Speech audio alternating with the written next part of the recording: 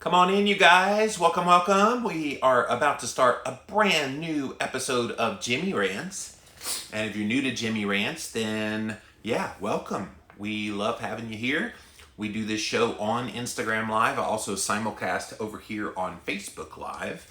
And we try to offer up useful information, usually in the realm of health. Not always health, but most of the time it's health because that's kind of my jam. It's what I do. And so JimmyRants.com is the website if you want to see any of the past episodes of the show. It also lets you see what we're doing here. So thank you for being here. You can also go over to YouTube and type in a keyword Jimmy Rants. You'll find the show. If you want to follow me live on Instagram, you guys, if you're over here on Facebook, or if you're watching this on YouTube on the replay, be sure to go follow me over on Instagram. I'm at Livin' Low Carb Man, LIVINLOWCARBMAN, and we'd love to have you engage live in the content. So, today we're going to talk about something very important, and it has to do with what's going on in our world right now. Like right now, do you feel like you're living in kind of a parallel universe to like what's normal? Like, does it feel weird living right now? Like, I went out to Sam's Club this morning to pick up some more ribeyes. And of course, people were wearing the masks, and it was a lot more people early in the morning. It was like 7 a.m., and it was not packed, but it was more people than I've ever seen at that time of day. And everybody's just so quiet and so to themselves. It feels so weird in the world right now. And of course, I've talked about this a little bit this week, that the news reporting of the coronavirus, COVID-19, has really started to wreak havoc on how a lot of people are feeling right now. And that's not by accident, by the way. Your body has very sophisticated processes within it to try to keep you normalized. And so if you get too worked up, your body can become overwhelmed. So there's mechanisms in place, which we're going to talk about today, that are physiologically happening in your body that you might not even notice are going on. So what I did was I wanted to look up what are the physical effects that happen to your body when you are in a crisis mode. Because whether you realize it or not, when you're in crisis mode, your body has to react. Physiologically, mentally, psychologically, in all the ways.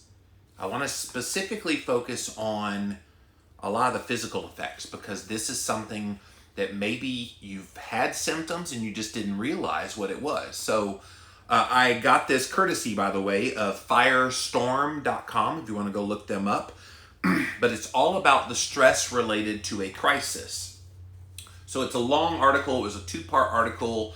I don't want to read the whole thing per se, but I do want to highlight some big points in this that I think could be useful information to the Jimmy Rants crowd. So, how and why a crisis affects people.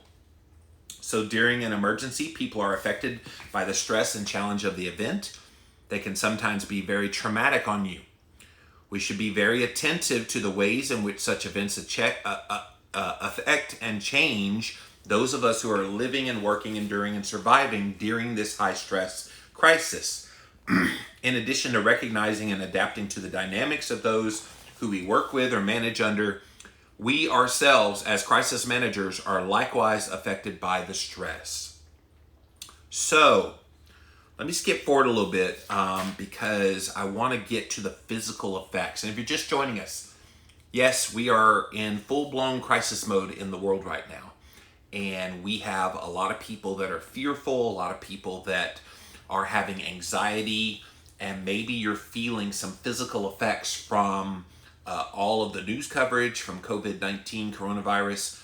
Maybe you're not even realizing the things I'm about to share with you are going on in your body. And I wanted to put this on our radar screen because, quite frankly, I'm more concerned about the stress impact from this coronavirus pandemic than I am the actual coronavirus. If I'm being honest, I think more people are going to be adversely affected just from the stress that all of this is causing than all the coronavirus impact could ever have. And I wonder if when all this is over, they're going to examine how this event had such a negative impact on people's health that didn't even get infected with the coronavirus. All right, let me get back to the story here.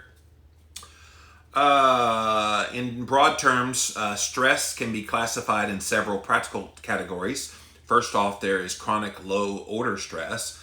This is stressful but falls into a category most of us would classify as normal background stress of life. This includes meeting deadlines, traffic, blah, blah, blah. We also have acute stress, that there are varying levels of acute stress. You inherently have a complicated range of stress levels, dividing them into categories like hyper, high, and traumatic. It's not the purpose of this essay to categorically define these, but they are all tied to specific events, situations, or contexts, including the coronavirus. It feels like it's an emergency, critical incident, a disaster, and any situation that would be regarded as a crisis to create the necessary conditions to have this acute stress come on.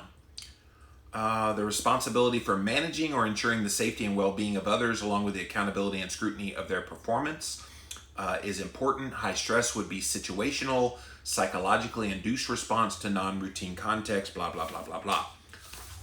So, hyper stress, though, is more stressful than high stress. It reaches a peak point of measurable effects that dysfunctional diminishment on individuals, meaning your behavior changes, your cognition starts to diminish, it messes with decision making, short and long-term memory start to be compromised. And the difference between just having a high stress level and a hyper stress level is defined by the effect on the person, not the stress itself. So there's some of you hearing all this news about the coronavirus and you're under high stress because you're aware of it and it's impacting you that way. But those of you who are a little more susceptible to these things making you more anxious, you're going to go into full-on hyper stress. Same stressor, the news about the coronavirus, but different impact in different people. So if you're kind of chill about what's going on about all this, don't think that everybody is responding in like manner. Hyperstress is experienced when there is a statistically significant dysfunctional diminishment in the ability to think, perform, or behave. An example might be a change in measured reaction time that is greater than what's normal from the normal reaction time. So what is high stress for one will be hyper stress for another. So I know we want to know what is physically happening in our body when we're under this really acute stress. And this is what we're talking about. This coronavirus, COVID-19 stress that's happening for a lot of people right now is definitely an acute stress response. And so there is this thing called acute stress resilience that I want you to know about. And you cannot avoid this stress right now because it's all over the place. It has disrupted our lives. Let's not pretend like this has not disrupted our lives. I am a huge fan of NBA basketball and college basketball. And it's all off the air right now. And okay, it's first world problem not being able to have that. But it is a stressor because it's something that you're used to having and now it's pulled away. And so some people are having anxiety about that because that was their release from their normal life. And even now that has been taken away. And I wonder too, how much of the reality of the world now is hitting people harder than it normally would, because we use sports and we use other forms of entertainment gatherings to take us away from our normal lives. Well, that escape has gone away. That escape is not there right now. So what do you do with that? How do you handle the day-to-day stressors when you're used to letting them go through watching sports or through attending a concert which has now been canceled? It's tough. I don't know how you don't have an effect on your brain and in your body because of that. Acute crisis stress is not always a bad thing to experience, and we've talked about this before. there is this thing called hormesis. So there is a great benefit to having stress in the body. The hormetic effect, just, minor amounts of stress actually make the body more responsive to good things happening. The problem is most people let that stress not just give them the hormetic effects, but it pushes well beyond that, which then makes it a detriment. That makes sense? So research has suggested that the acute stress for many stimulates a boost in their performance. This alerting and oriented stress response, physiological and psychological, kicks in the fight or flight mode. Initially and in the short run, this acute stress response will actually improve your focus, concentration, and physical excellence. It will heighten your focus and perceptual narrowing, and it can be advantageous. So maybe you're dealing with this situation pretty well, and that's great. I mean, if you're getting all those benefits I just listed off, and you're staying in that mode, then it means you're allowing that hormetic effect of stress to act as a positive in your life. My fear is there are people who are taking it to the extreme in their head, worrying about this stuff, and that's going to quickly switch them to the other end, which we're going to talk about here in a second. Beyond certain optimal threshold levels, too much or too prolonged stress of emergency can create a dysfunctional physical and mental impact. So, you want stress resilience. It's a developed characteristic which can help enhance your stress tolerance and stress management. It can extend the range to which you cope with high stress levels so it never gets to that hyper stress. Stress resilience is the ability to cope with a crisis in the midst of it and then return to pre-crisis status extremely quickly. Resilience exists when a person uses physical and mental techniques, so things like meditation, things like exercise. Are you still exercising in the midst of all this? I know you might not be able to go to your local gym, but your whole yard where you live could be your playground. Get creative. Figure something out. Run around the backyards, round and round and round and round and round. I've got a big tire out there. Flip a tire. Whatever you got, work your body, because that's going to help relieve some of this stress as well. So stress resilience exists in people who develop psychological and behavioral capabilities so that they can get calm. These capabilities allow a person to function within a normal range even in the midst of crisis. They can then subsequently move on from the incident without long-term negative psychological or physiological stress.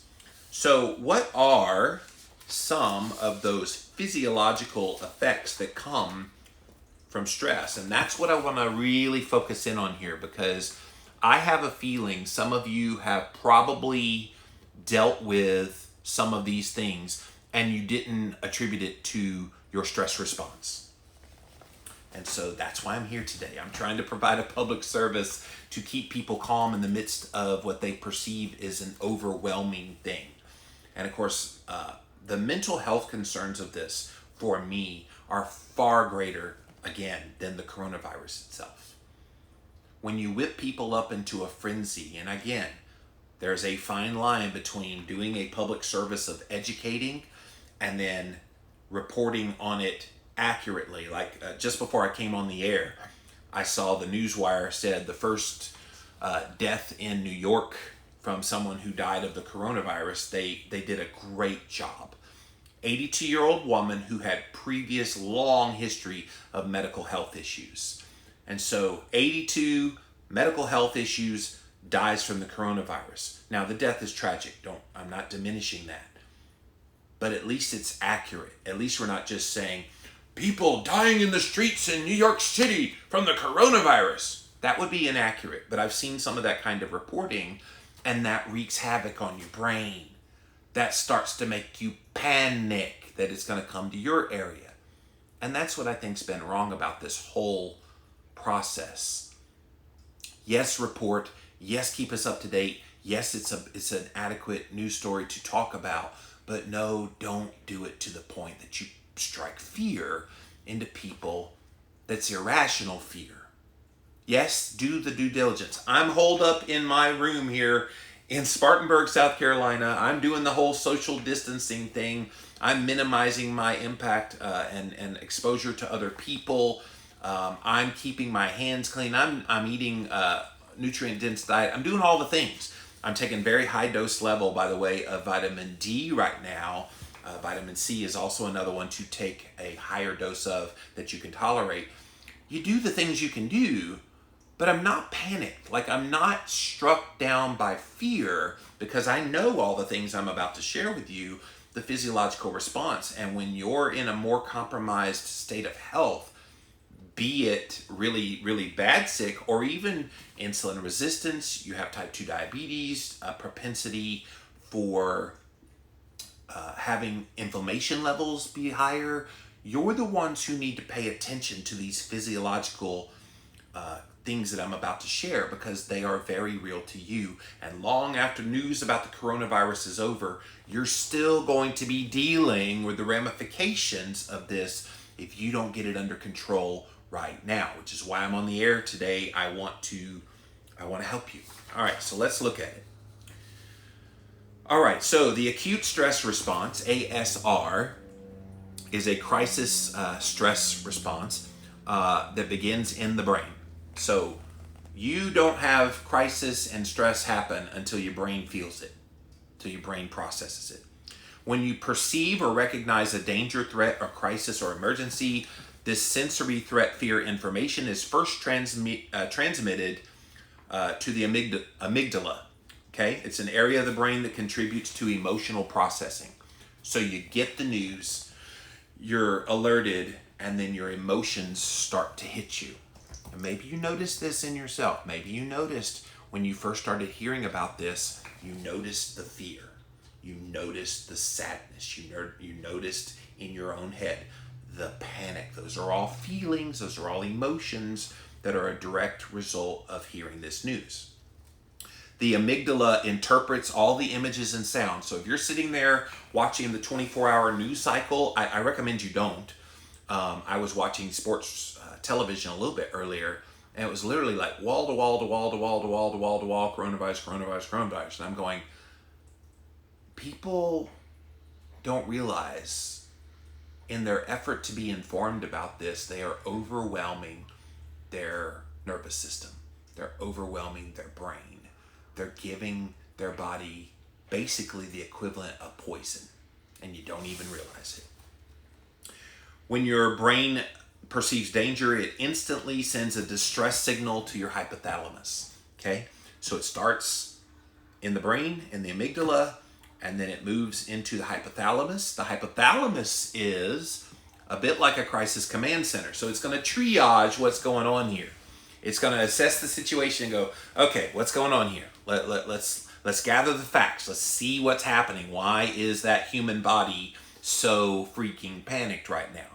Okay? So the hypothalamus, according to the Health Harvard summary of the physical response to crisis, this is the area of the brain that communicates with the rest of the body through the autonomic nervous system. Guess what the autonomic nervous system controls? Get ready, guys, because you're going to notice some symptoms that you're dealing with probably. It controls all your involuntary body functions, like breathing.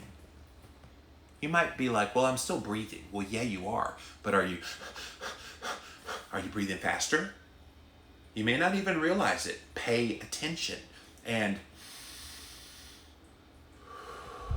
do some deep breathing so you slow it down. Blood pressure. Those of you that take blood pressure medications, those of you that have a propensity for higher blood pressure, don't be surprised if even all the things you've been doing, including your medications or your lifestyle changes and things that were controlling that, don't be surprised if you're seeing an increase in your blood pressure. Very natural response to this. Heartbeat. Maybe you're feeling your heart start to race a little bit. That is a physiological response to this. Dilation or constriction of blood vessels, which you can't necessarily feel that, but maybe you do feel that. Some people get like a warming sensation in the body when that happens. And then small airways in the lungs called bronchioles. The autonomic nervous system has two basic components. This is important, guys. Listen to this. The sympathetic nervous system and the parasympathetic nervous system. So when you're in a sympathetic state, it triggers a fight or flight mode. So as I've said on a previous Jimmy Rants, when you are in a state of crisis in your mind and that sympathetic state kicks in, you basically have to make the decision of, am I going to deal with this or am I going to run from it? Okay? So you get this sudden burst of energy to respond to the perceived danger. So maybe when you started thinking about this, you noticed you had a surge of energy, maybe you got a little more ramped up, that adrenaline started to pick up, which we'll talk about in a minute. All of that is a very natural response. But the problem is, it's a response to what is supposed to be an acute state of emergency, acute crisis. But we've been barraged with this for about a week now, and if you've been watching it since December when it first started being reported, for months now. And so this is no longer acute, this is becoming chronic. And when you have this chronic stress that just stays there and it's always there and you're always thinking about it, your body can't handle that. It's not designed to handle that. The parasympathetic nervous system acts as a countermeasure. So this is the one that tries to keep you chill. So if you're relaxed and you're not stressed, that is called a parasympathetic state. It promotes the rest and digest response, which is a very healthy thing. Your body can't metabolize food well. You can't respond physiologically well unless you're in this parasympathetic state. Now, I wear a ring, the Oura ring, that checks it while I'm sleeping to see if my body is stressed or if it's more relaxed. And so when it's more relaxed, I know I'm going to feel good in the morning when I wake up from sleeping. If I notice the HRV, heart rate variability, which tests this parasympathetic versus sympathetic, if I notice it's a lot lower, then I know I'm in a stress state and I usually wake up and can feel it right away. After the amygdala sends a distress signal, the hypothalamus activates the sympathetic nervous system. So in other words, when there is perceived danger, the hypothalamus tells your nervous system, panic time. And so your body starts to respond. It sends those signals through the autonomic nerves to the adrenal glands. Here's where we're getting real. We're getting real now. When it goes to the adrenal glands, the adrenals are meant to raise adrenaline so that you can flee the bad situation. Now, of course, your body has no idea this is not a real acute stressor. You're not trying to run from a saber-toothed tiger at this point, and yet the response in your body is as if you are in immediate danger, because that's the signal you're giving it by worrying about it. See where we're going here? These glands respond. They pump out a hormone called epinephrine, which is adrenaline, into the bloodstream. As adrenaline circulates through the body, it also changes a lot of things. People don't think about this whole, domino effect that happens when you have these panic thoughts. This is going to blow you away when you hear this domino effect, and maybe you're noticing these things yourself. Your heart beats faster than normal. It pushes blood to the muscles, heart, and other vital organs, again, because that's the areas of the body that need more energy at that point so you can run. It's trying to give you energy to run away from or to fight whatever it is that's stressing you. Pulse rate and blood pressure obviously go up. The person undergoing these changes starts to breathe more rapidly. Small airways in the lungs open up. This way the lungs can take in more oxygen in a very quick, short period of time, and more with each breath. Extra oxygen then got sent to the brain. It gives you more short-term alertness as a result. Your sight, your hearing, and all your other senses will suddenly become sharper but more narrowly focused. In other words, whatever this crisis is, all your senses are just flooded on just that thing and nothing else. Meanwhile, adrenaline triggers the release of blood sugar. You diabetic? You insulin resistant?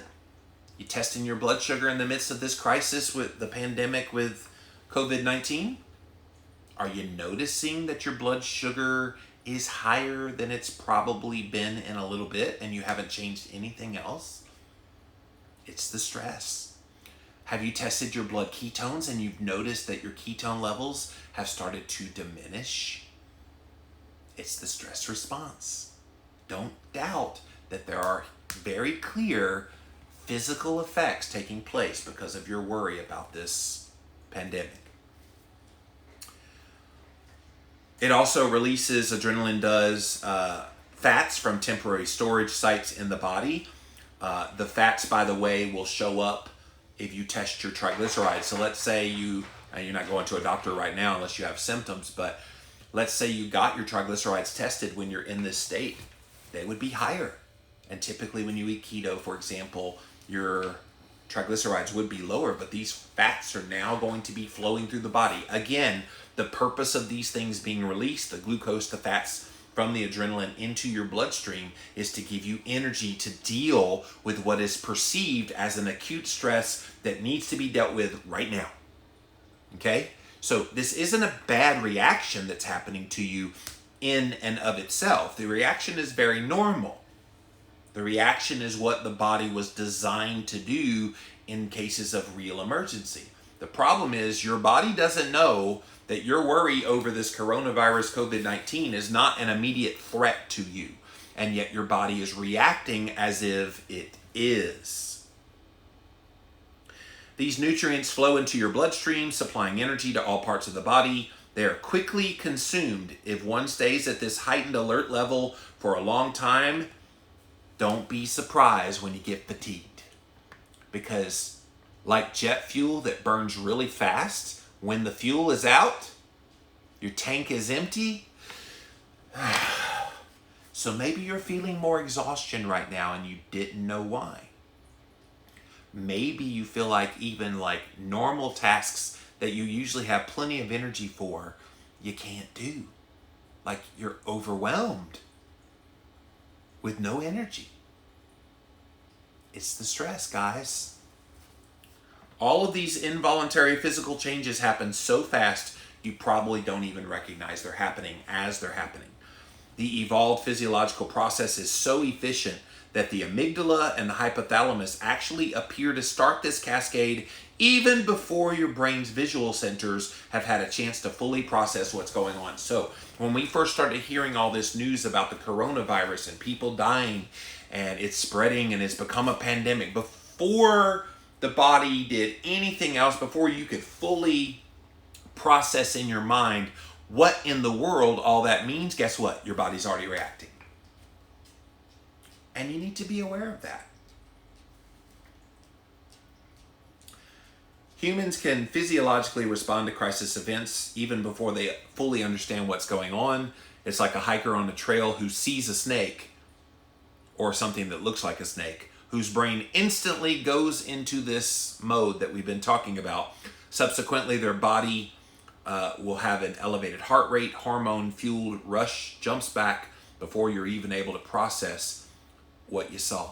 So whether it was a real threat or a perceived threat, the body responded the same. The body doesn't have a mechanism to analyze whether a threat is real or not. Because if you're analyzing whether the threat is real and it is real, you might be in trouble. So it sends you that response, that stress response, to save you, whether it's real or not. We'll ask questions after the fact. Was that real? Oh, it was just a stick. It wasn't an actual snake. Okay. But if it was a snake and you didn't jump right away, you might have been in trouble. So this coronavirus, is it real or is it perceived? Well, it's not real until you actually get it. At that point, then you deal with it. How many of us are actually going to get the coronavirus, the COVID-19? How many of us are going to actually get it? Very few. And yet all of us are responding in this way as if we are going to get it. And you need to be aware of that. According to the Health Harvard summary of this process, As the initial surge of adrenaline subsides, the hypothalamus activates a second component of your stress response. It's called the HPA axis. This is the network that consists of the hypothalamus, the pituitary gland, and the adrenal glands. And it's this HPA axis that relies on a series of hormonal signals that help keep the sympathetic nervous system hyperactive. In other words, it's keeping you stressed with a purpose in mind of keeping you protected. If the brain continues to perceive this as dangerous or threatening, the hypothalamus then releases corticotropin releasing hormone. This travels to the pituitary gland, triggers the release of adrenocorticotropic hormone. Sorry, I'm not a science person, but adrenocorticotropic hormone.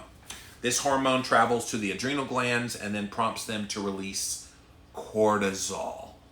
So we know that's the stress hormone. When cortisol goes up, blood sugar goes up, insulin goes up, ketones go down, your weight goes up. You see how it all can be related to your physical health. The body flooded with these hormones thus stays revved up, on high alert, over an extended period of time. And when the threat passes, eventually your cortisol will fall. The parasympathetic nervous system then will dampen the stress response, and you should come back to a calm body. But here's the question. This thing ain't going away anytime soon. And if you just now started having all of this cascade of stuff happen in your body, if it's just this week where this became real for you about the coronavirus, the COVID-19, and we keep having continued news about it, continued talking about it, continued bad stuff like people dying being reported, and that continually keeps you in this mode for the next 30 days, 60 days, 90 days. The harmful effects of the stress about this are going to be far worse in the long run than the coronavirus ever was. And that's my greatest concern. There are involuntary physical effects on crisis stress on our bodies. The flood of hormones released, adrenaline, noradrenaline, cortisol, give you an elevated heart rate, pulse rate, elevated blood pressure, increased muscle tension. This is another one, you guys. That muscle tension is not supposed to be there, but it's where your body's trying to be like, okay, something's going on. Well, we don't know what it is, but please stop. That's going to harm you. Faster and shallower breathing. At one point in human history, these automatic reactions served us well. In our contemporary environment, though, given the complexity of all the tasks and managing situations in modern times, these are dysfunctional to even doing necessary and critical behaviors. The hormones released provide prompt readiness for unusual physical demands, and they were designed to help people within ancient times to deal with fundamental dangers and risks. So, while these physical changes can be beneficial in the short term, we know there is serious health and well-being implications if you don't deal with it in the moment, if it's not just acute. So your body's responding to a short-term problem that then becomes a long-term problem, and then it potentially can break. Let's don't let it get to the breaking point. Many are unable to find a way to de-stress even after the crisis is over. That's another concern that I have is, once all of this passes, are people still going to be on edge and have that? Like, I can even imagine people going into stores again once it's considered safe to go back out, the pandemic's over, blah, blah, blah. You're going to go into stores and somebody's going to cough and you're going to jump out of reaction and panic. It's going to trigger people. And what's funny to me is we act like COVID-19 is the first time germs could ever be spread. You know this has gone on like all the time. Like, people have been gathered together in big and in close proximity in arenas to go to sporting events and concerts. You go to stores. Today is Saturday, so you go to like a big box store. It's packed with people. It just came out of the Christmas holiday season a few months back. Packed with people, and we didn't think anything of being around all those other people. The threat's always there to get something from people. So it's amazing to me how we act like this is something that's now suddenly an issue. I get it. COVID-19 is a little different because so much is new about it. But the point being is this is not new, that your potential for exposure to other people having germs has always been real. But I do wonder, when this is all over, what do you do when somebody like coughs and sneezes and has like symptoms? Is it going to trigger in your head all of these like flashbacks of your panic that you're experiencing right now? Don't be surprised. Chronic, even low-level stress can keep the HPA axis activated on a prolonged basis. This will influence the body in ways that contributes to health problems down the road. Further, persistent epinephrine surges or sustained high levels can damage your blood vessels and arteries. So if you're already susceptible to heart disease, you're making it worse by worrying about this. Increased blood pressure, again, heart health issues. And it raises your risk of heart attack and stroke. I'm going to be very interested in watching if anybody does a study after all this is over of the amount of people that go into a hospital setting, emergency room specifically, with heart-related issues, heart attack, chest pain, stroke. Are we going to see some percentage of rise in incidence of this kind of thing post-coronavirus scare? I wouldn't be surprised. Which again makes me go back to the let's report, not hyperventilate. And I feel like the reporting has caused people a lot more harm than they even realize.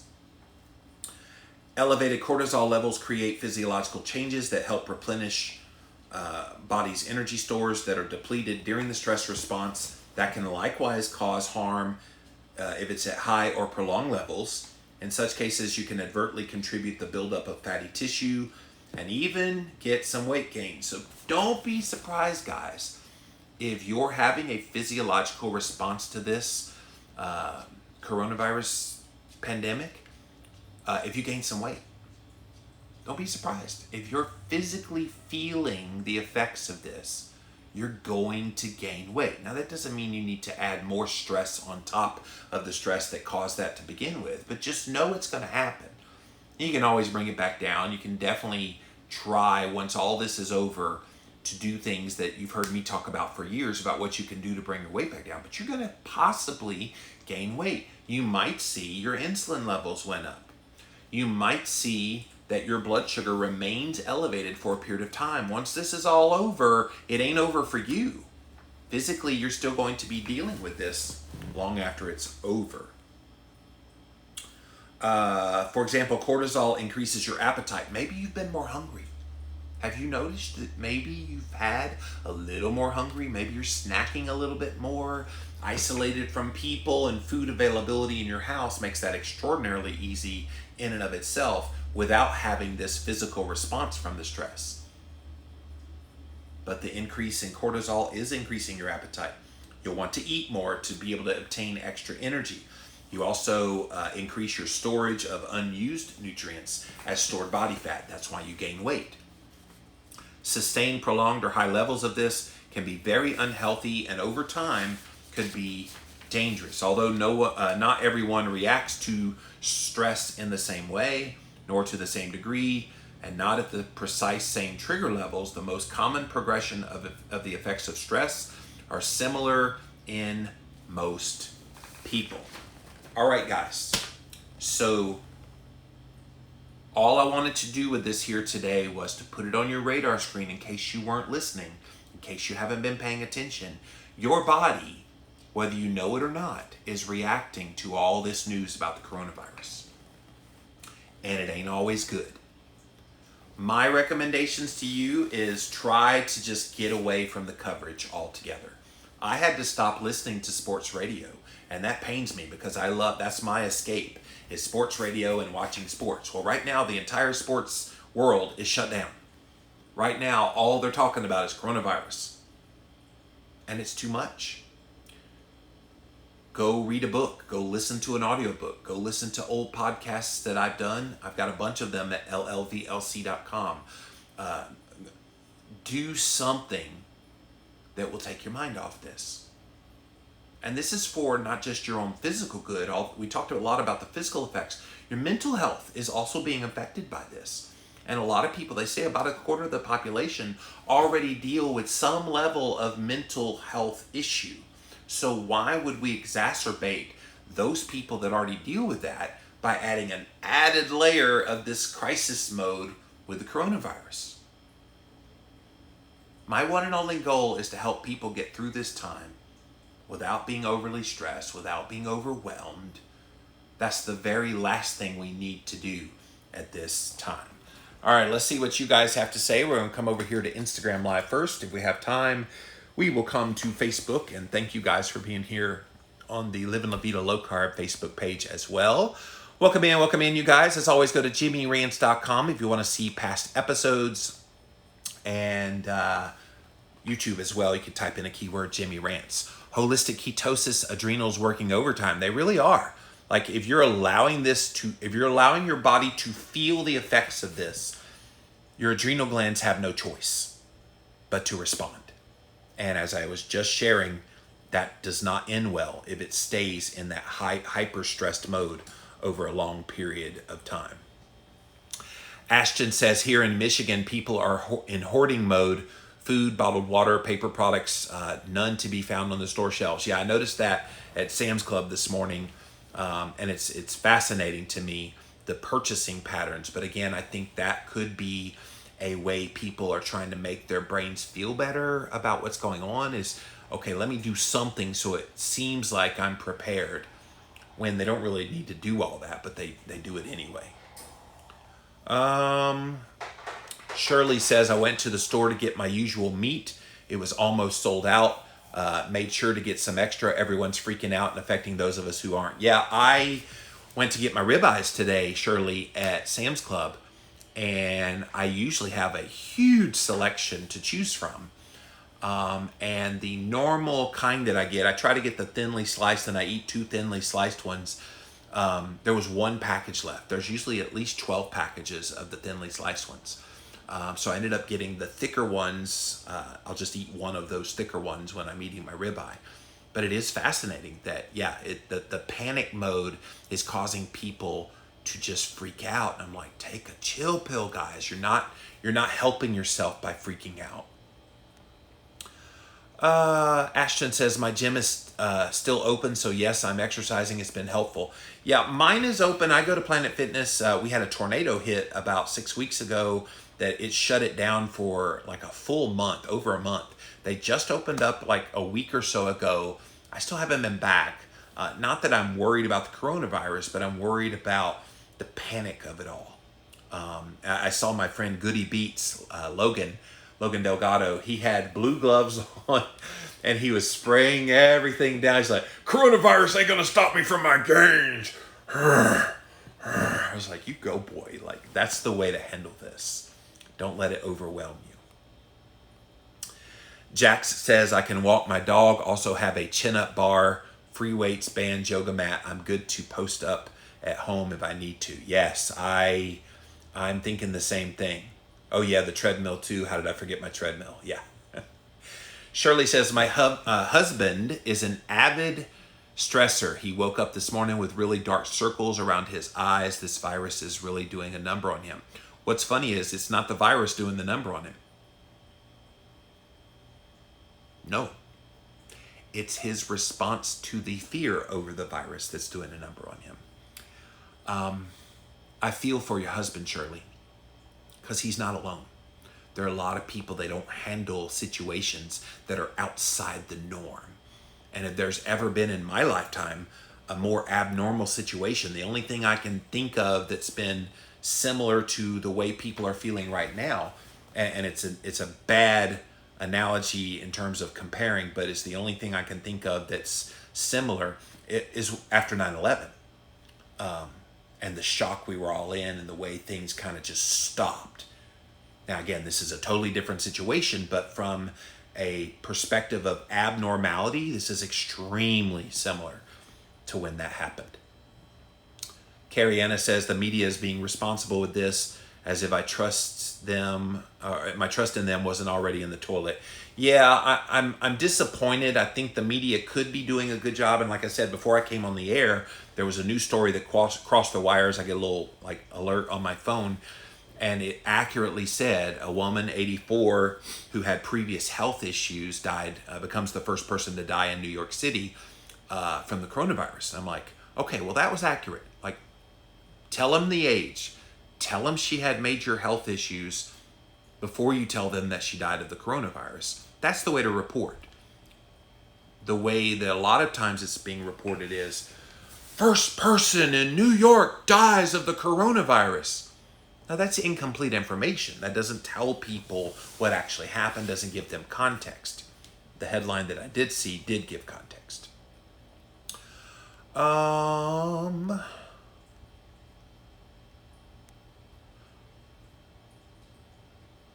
Mama Orr says, I've been feeling so tired lately. I work for a school here in Pennsylvania. We're now closed for 2 weeks. Our daughter's college is closed as well, so I'm sure this plays havoc on the body. How can it not? It has to play havoc on your body. Because again, your body's not responding to what the news is. It doesn't care a bit in the world about the coronavirus, COVID-19. It doesn't care what it is that's freaking you out and stressing you. It just knows something has changed and it's trying to protect you. That's literally all the body's doing.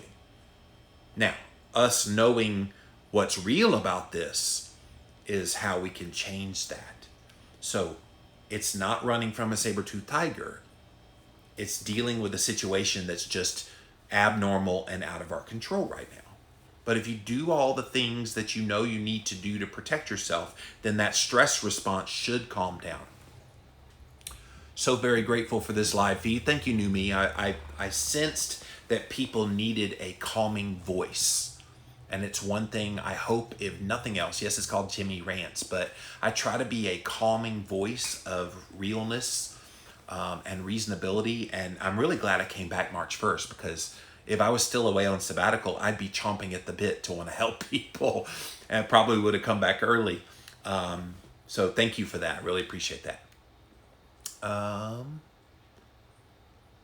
Jack says the annoying thing being that I'm highly sensitive is that while I'm chill about this whole COVID-19 thing, the anxiety of the general public's really affecting me. I pick up on that energy. That was very interesting to me when I was out in Sam's Club today. I was people watching a little bit. And yeah, it just seemed like such a somber mood, it's hard not to feel that if you are a feeling human being, which I am. It's hard not to feel that from other people. So you're exactly right.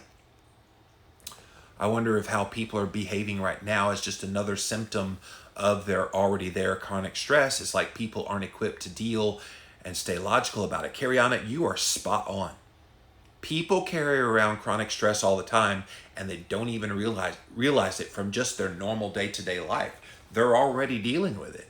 And now you add this added on top of it, it just adds insult to injury. Low Carb New Yorker, so far I'm not freaking out about coronavirus, but for all of February and March, thus far I've undertaken 40 days of prayer and journaling, and I'll be damned, I've lost 10 pounds. There you go. See? He said yesterday on the evening news, the sports reporter, searching worldwide for any sports highlight, I was searching worldwide for any sports highlights. It was unique and hilarious. Yeah, there is none. There's no highlights to show. I think I saw on ESPN's app today, they showed some high school footage of a lacrosse player that was wiping out people on the field. That was literally the one and only sports highlight they had on ESPN's app today. That was weird. And it's like they have to talk about the coronavirus, because you take away talking about coronavirus, there's no sports to report on. What are they going to do to fill that time? I wouldn't want to be producers at ESPN or any kind of sports entity right now. What do you do? Well, if we had sports right now, this is what we'd be saying. It's like, that's got to be a hard industry right now. Karen says, I've restricted myself to only watching 30 minutes a day of the news. It's probably smart. That's 30 more than Jimmy Moore is doing, because I'm not really paying attention to it at all. Mama Ora's store shelves are empty right now. It's crazy. Yep. Nazarol wants to know what's good for blood pressure. Well, the best thing you can do is just deep breathing, meditation, anything that will just chill you out. I've got an infrared sauna over in my man cave, and that thing is glorious for lowering your blood pressure. Really anything, exercise also does it. So just be aware of how you're responding and do the things you can do. Kat said, did I hear you say insulin, cortisol, and what else has a big impact from stress? Really, all your hormones do. Adrenaline, insulin, cortisol, epinephrine. I mean, all of this stuff has a direct impact on your body. So I think what we need to remember, I'm trying to see exactly what you were talking about. Just know it's having, when it impacts one hormone, it's impacting all of them. So maybe you're hypothyroid and your insulin gets jacked because of this, because the cortisol gets jacked. So cortisol goes up, insulin goes up, it's going to affect your thyroid. Just be aware of that. Like if you're dealing with some chronic health issue, an autoimmune issue, something where you take medication for or have to try to bring it under control, don't be surprised if one of the first ways you notice this stress response is those things start getting out of whack and you start feeling symptoms again. I've had a massive stress situation going on since October and I'm about to lose it. Doing all the suggested stress reducers. Will hang in there. I'm in survival mode at this point, very discouraged. My food addiction issues are in full force. Zero support at home to deal with it. Thoughts? You're doing it. You're watching Jimmy Rants. You're getting support online. I would say gravitate to those people who are encouraging you in the midst of all that. And I'm sorry, by the way, for having to be in this stress mode since October. That sucks. And then you have this new stress on top of all that. It can't be easy. Just hang in there. Know you're not alone. Know there are a lot of people just like you who are dealing. Just do the best you can and try to find encouragement and positivity wherever you can. All right, let me pop over to my Facebook friends over here. What's up, guys? As always, love you, man. Love you guys over on the Living La Vida Low Carb Facebook page. Can't see what you're writing, so I would respond to you if I could see you. I do read it after we're done here, so keep writing comments. All right, let's see what my Facebook page peoples have to say. All right. Good morning, good morning. Hello, hello. Da-da-da-da-da. Lots of highs. Thank you for saying hi. Oh, my old friend Ann Verbly. I used to work for a Christian radio station in Virginia Beach, and Ann was the station manager there. She's chiming in. Getting rid of everything one considers stress in your life doesn't solve anything. That could mean shutting down to nunchucks. Oh, I don't think she meant shutting down everything. Shutting down to nunchucks. Shutting down everything in your life to get rid of stress only means you can't handle your life. You're right, Ann. Life is always going to have stress. Life is always going to throw you curveballs. And it's not the elimination of those life circumstances that is at play here. It's how do you deal with them in the midst of it. Like, think about like a professional athlete, for example. They could easily avoid all the pain that comes from doing their athletic performance by not doing their athletic performance. Can they get into the Hall of Fame by not participating in athletics? No. They have to go through the pain that is putting their body through the physical activity to play the game, to then excel, and then come out on the other end of it a stronger, more accomplished person. So yeah, we're not talking about eliminating all of the life circumstances, but how do you manage them in the midst of it? So thank you for your comment. Okay, well, Ann was the only one that had a comment there.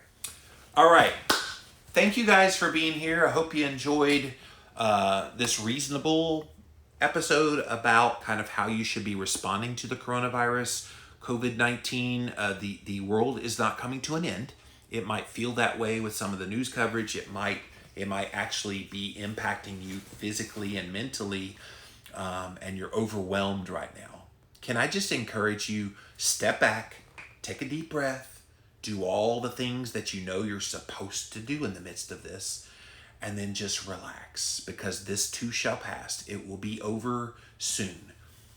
This will not be something that goes on for years and years and years. We're talking definitely weeks, probably months, and by the end of the year, it will be almost a distant memory. Okay? So let's not get caught up in the moment. It's so easy to think everything that's happening right now should have this enormous amount of mental energy exerted on it. I have chosen the opposite. I have chosen to distance myself, not just physically from people, but audibly from anything about this. I'm not letting my eyes see anything about it, because I know myself, and I know that I can't be exposed to that without it having these physical effects, which we talked about here today on Jimmy Rants. Okay, so as always, go to jimmyrants.com. If you missed any of my past episodes, you can also see them all on YouTube. So go type in a keyword Jimmy Rants over on YouTube. And as always, follow the show live. I go live on Instagram Live, and I'm at Livin' Low Carb Man, LIVINLOWCARBMAN